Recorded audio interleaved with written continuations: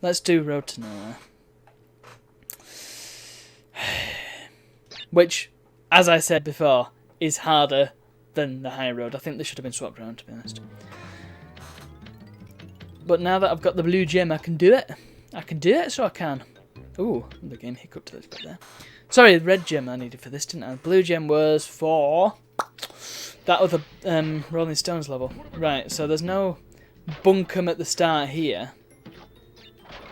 But there is bunkum later on. Right. Why can't I do that? It seems like I could do it sometimes. It's that input lag, I'm telling you. Right, look, there's a cheeky one up there. Whatever. Didn't need it. Literally do not need it. Especially since there's one there, and then another one there. For crying out loud.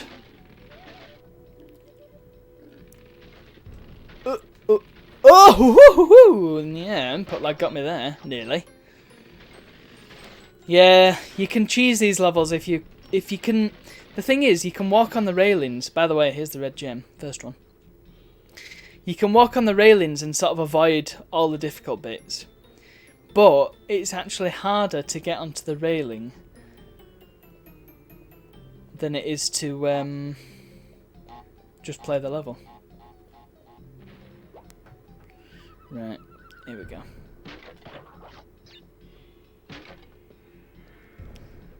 There's a little bit of a puzzle here. You've got to... It's a tricky one, that, because you've got to work out the sort of timing for it. Not the timing, the right order to do it in. If you already know how to do it, or if you can work it out, then great, but... It took me a few goes first time I did it, and yeah, if you make one slip, then there's no going back. So you got to get it perfect. I know it's not the most difficult of puzzles. It's not exactly point and click adventure. Although a Crash Bandicoot point and click would not be a bad idea. Maybe not with Crash as the protagonist, but hey, there's some lore to be explored here. Explored. Right. Okay. Good. You see. I was about to say, you see, this is why this level is harder than the other one, because you got to do all the jumping, whereas the other one is just tortoises. It's easy. But yeah, if you can perfect being able to get onto the railing, I mean, you can do it. But it's trickier to do than it looked like. And yet I just did it twice in a row. How the hell did I do that? I don't know. I won't be able to do it again, trust me. But it just means you can avoid a whole section of the bridge. Which, yeah, if you can do it, then why the hell not? But, like I say, learning how to do it is harder and will be more time consuming than just getting on with doing the level. So, might as well just do the level. Plus, it hurts your gamer cred if you do it like that. And who doesn't want a bit of gamer cred? It's brilliant when I'm halfway through a sentence and I do a tricky jump and I'm like, it feels like all the jumps in Crash are tricky though. Hello?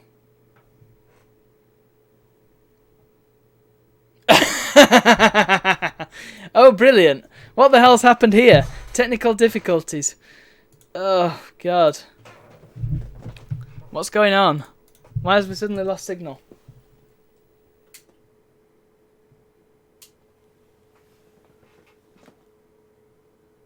Hello? What's going on here? Deactivate. Activate. The audio was still coming through, just not the video. Very weird. Oh my God.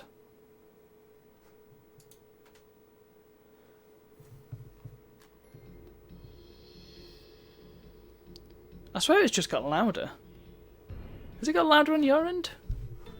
Well, I suppose I'll find out soon enough. Here we are, we're back again.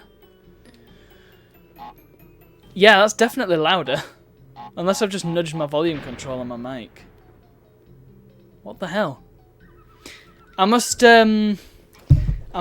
admit to you that I am using very...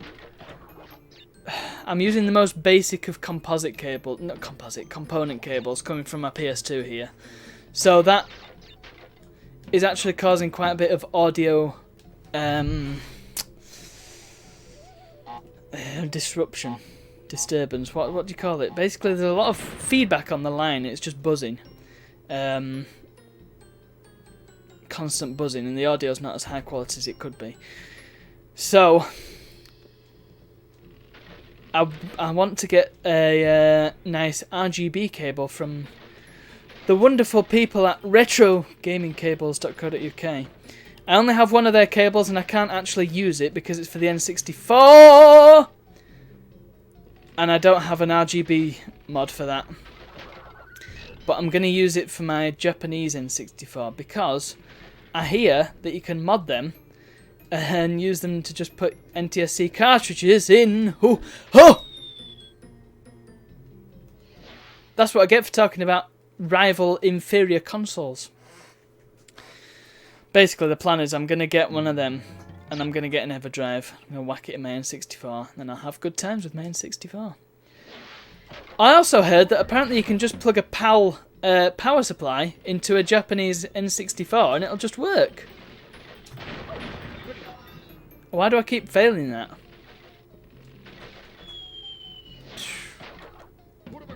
Needs to get to another go, eh?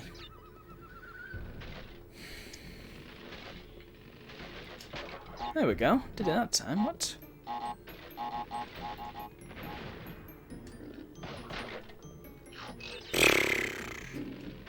By the way, the hogs, in case you're not aware, cannot be killed. They are immortal hogs.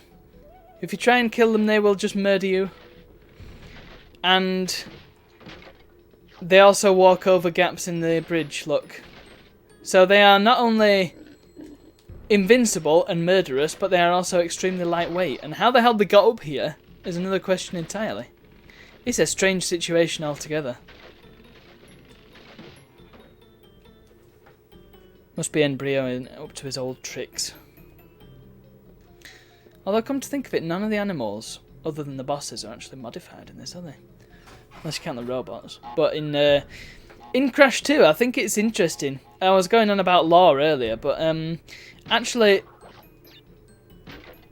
there's only 2 enemies in the whole game that actually belong to Cortex. Well, when I say belong, I mean sort of Cortex's minions. Or maybe not 2, maybe a few more, but the vast majority of enemies in Crash 2 are Embryo's minions and subjects and modified animals. So there you go. Find that interesting. Again, a little bit of lore goes a long way. Because obviously Embryo, I think he designed the Evolvo Ray or something like that. Cortex just sort of built it, or maybe it was the other way around. But he definitely had a hand in it, so he sends a load of mutant animals to go after the mutant animal. Right. You see, this bit wouldn't be so bad if it weren't for the hog. That's what he does, look! The hogs are just exacerbated by the fact that they stop, turn around and prod you. If they didn't stop, they'd be a lot more dealable, but because they stop in place, you can't jump and let them go underneath you, is what I'm saying. Right. There we go. Got the knack now. I'm not just getting it by accident. It's happening. They're jerks, them hogs.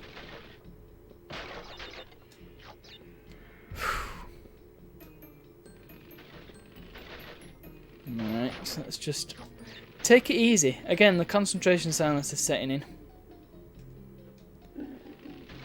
Yeah, you can snort all you like, you stupid hog. I don't care.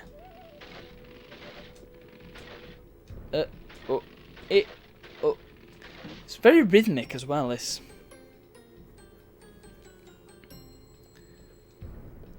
I like it. I do like these levels. I love... Oh. Just look at his nose when he's running. Man, I've never noticed that before. Also, you got to be careful on this bit, because if you stand too close to the crate before it spawns, and then you're standing next to it when it does spawn, sometimes it can break because you're inside it when it spawns. Yeah, so you've just done yourself out of a gem there by being a bit impatient. Not that I'm speaking from experience or anything. Right, let's do it. It's just that goddamn hog. And yeah, even if you've got masks... Oh! Oh! Oh, I managed to... Can't believe after that I managed to die. Even if you got a mask, you just get thrown off the edge by the hog. Yeah, I can definitely see this level being the death montage in that old video.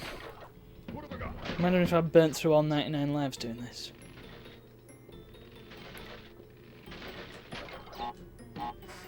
Yeah. I think as crash levels go, this is up there.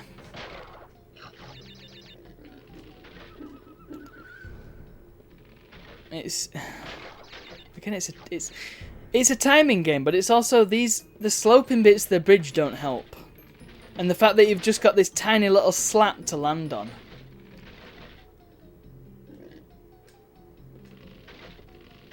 Once again, though, this does look beautiful on a CRT. It genuinely looks like a overcast day when you go outside and look at the sky and it's all white. It just looks like that. It looks real. I wish there was some way to demonstrate that, because it's impossible to see it without having a CRT. You can say all this OLED screens, whatever. What's the current one? What's the current standard for your flat screen displays? Because I know LCD's okay, but then you've got all these TN and IPS and stuff. I find it a bit much to keep up with. I remember when it was just LCD, LED, and then LED was the good one and LCD was the cheap one. That was easy. And now you've got LED, OLED, Ammo LED, Super Ammo LED, and it was like that flipping 7 years ago when I first got my phone, my first smartphone, and they had all these silly old LED variants. And that was even more. Ooh. I know that I seem to recall that TN is like the cheap one. And that's probably what my display uses. But I could be wrong there. Right. Good. Please say it's just tortoises from here on out. I can do tortoises. Tortoises are easy. Ah. Oh. Ah. Yeah. Yeah. Actually, no. There's this bit. And this could just undo all my effort. Are you ready? So that bit... let's just jump. That bit behind the high road at the start, it's like that, but you're jumping forward. But that first bit, you can't really see what you're doing. Oh. Because of the exit portal. So you've just got it's a leap of faith. Fortunately, it's not a leap of faith when you're coming back, because you can see all the slats. Please say I've done it. Cross your fingers. Phew!